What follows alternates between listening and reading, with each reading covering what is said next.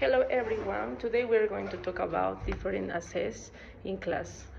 We have the three principles that are informal assessment, self-assessment, and peer assessment also.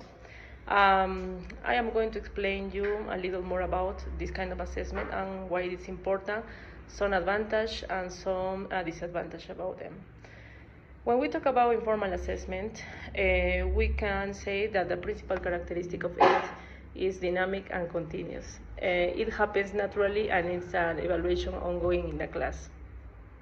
And also another characteristic of this is that it's not an strict exam conditions. Also, we can assess the four skills, the principal skills that are speaking, writing, reading, and listening.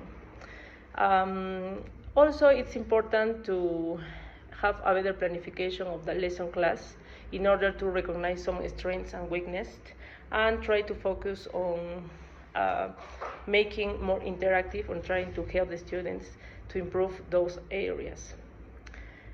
Now we are going to talk about the self-assessment and peer assessment.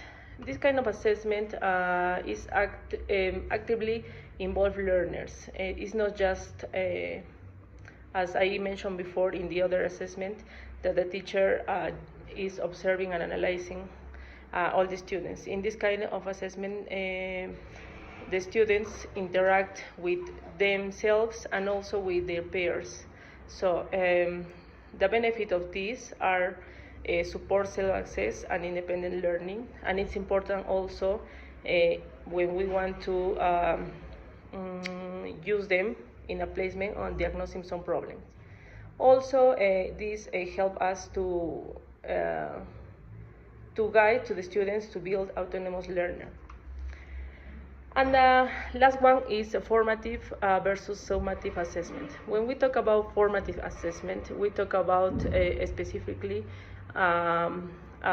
assessment for learning. What it means? It means that is similar to the first one.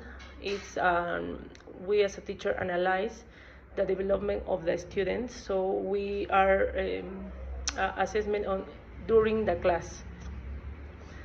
In the other hand, we have summative assessment. In this kind of assessment, we are trying to score the weakness or the final results of the student. It also called assessment of learning. So the most important thing, and try to make a resume about these three assessments, is that we can use it all together in order to improve our lesson plan to help the students to develop in a better way their four principal skills. Thank you, that was all.